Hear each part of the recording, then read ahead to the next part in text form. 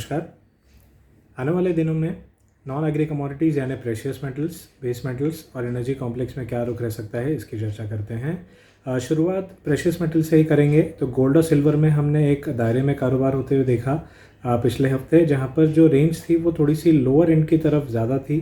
खास करके चांदी में हमने देखा कि अगर हम डोमेस्टिक बाज़ार की बात करें कि 66,400 से 300 के लगभग एक महीने के लोस टेस्ट होते हुए दिखे, जबकि वीकली क्लोज सिल्वर में 67,200 के करीब आया है।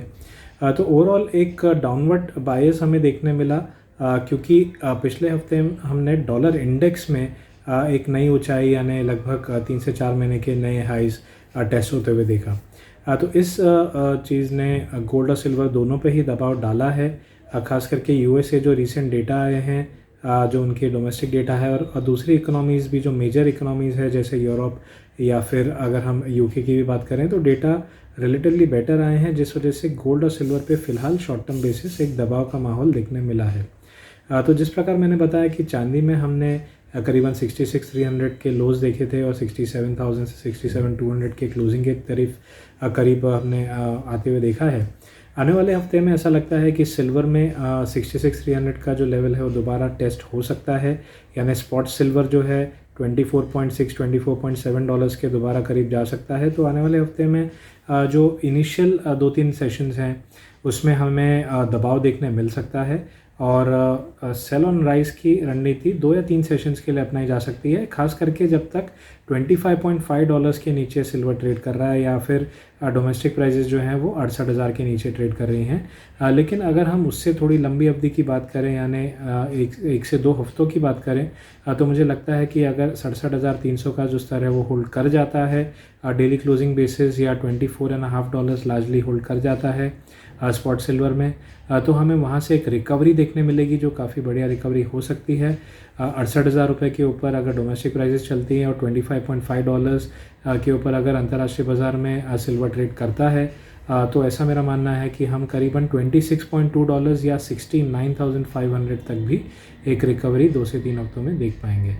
इसलिए short term traders initially sell करके चल सकते हैं, लेकिन ओवरऑल निवेशकों के लिए मेरा मानना है कि एक अच्छा मौका है, और अगर 67,000 के करीब दाम मिलते हैं तो वहाँ पर एक इन्वेस्टमेंट अपॉर्चुनिटी होगी, ऐसा मेरी एक धारणा है। वहीं गोल्ड की भी बात करें तो हमने गोल्ड में एक सीमित दायरे में कारोबार होते हुए देखा। तो जो पिछले 2 हफ्तों में हाइज देखे गए थे 48,300 से 400 के रीजन में, वहाँ से डेफिनेटली एक मुनाफा वसूली देखी गई है, लेकिन एट द सेम टाइम 47,300 के करीब एक इमीडिएट लो बनता हुआ दिखा था। वहाँ से एक शॉर्ट कवरिंग मूव भी देखने मिला था 47,800 तक का, और 47,500 की क्लोजिंग देने में कामयाब हुआ है।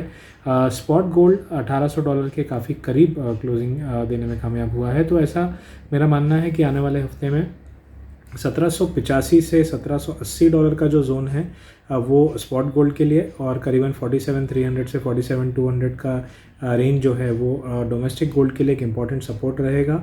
तो उसके आसपास अगर प्राइजेस आती हैं तो 47,000 के नीचे स्टॉप लेकर एक बार बाइंग का पोजीशन बनाई जा सकती है। अपसाइड में 48,100 से 48,300 के लक्ष्य जो हैं हमें आने वाले 1 से 2 हफ्तों में देखने मिल सकते हैं। वहीं स्पॉट गोल्ड की बात करूं तो अपसाइड बेसिस 1825 और उसके बाद $1840, ये 2 लेवल जो होंगे वो इम्पॉर्टेंट होंगे एज टारगेट्स।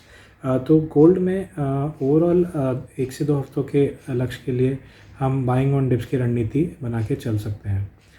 वहीं एनर्जी कॉम्प्लेक्स की बात करें तो काफ़ी बड़ा एक उठापटक हमने क्रूड ऑयल में देखा है।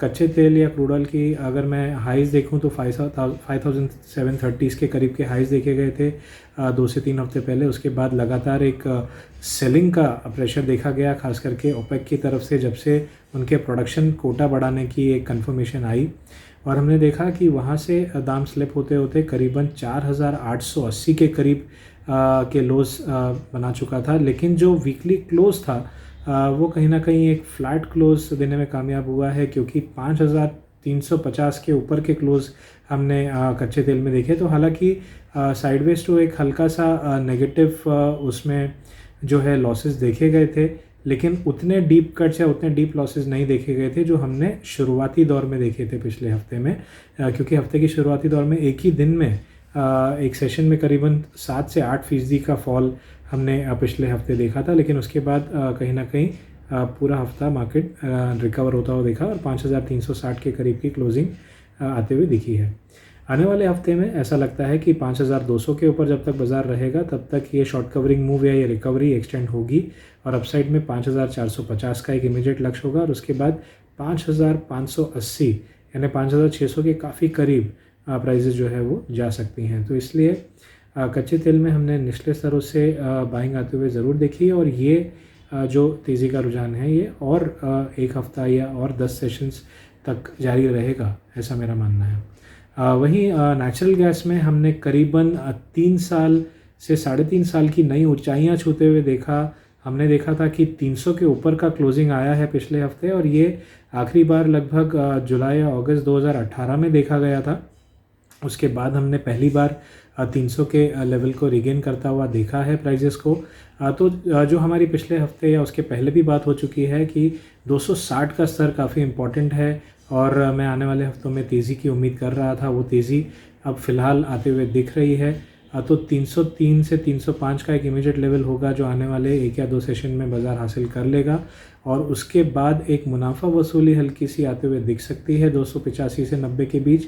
लेकिन मैं ये ज़रूर कहूँगा कि अगर मैं 2 से 3 या 4 हफ्तों की भी बात करूँ तो ओवरऑल जो रुख है वो ऊपर की तरफ ही दिखता है और हम 315 और उसके बाद में करीबन 330 से 32 तक के लेवल भी आने वाले हफ्तों में आता हुआ देख सकते हैं। इसलिए सेलिंग जो होगी वो आप इंट्राडे तक सीमित रखें या 1 से 2 सेशन के लिए रखें, वो भी विद स्ट्रिक्ट स्टॉप लॉसेस तो अलग बात है। लेकिन जो निवेशक हैं वो जो धारणा बनानी चाहिए वो बाय ऑन डिप्स की होनी चाहिए, यानी जब भी बड़ा एक करेक्शन देखने मिले, जैसा हमें पहले भी देखने मिला, हमने देखा कि 285 से लगभग 268 तक के लोज देखे गए, उसके बाद में काफ़ी शानदार तेज़ी देखी गई। तो डिप्स आना स्वाभाविक है तेज़ी के मार्केट में, लेकिन ओवरऑल रुख ऊपर की तरफ बना हुआ है और बना रहेगा, ऐसा मेरा मानना है। और अपसाइड में 315 और उसके बाद 332 का एक लक्ष्य लेके चला जा सकता है शॉर्ट टू मीडियम टर्म। तो नेचुरल गैस में तेज़ी का रुख रहने की संभावना है।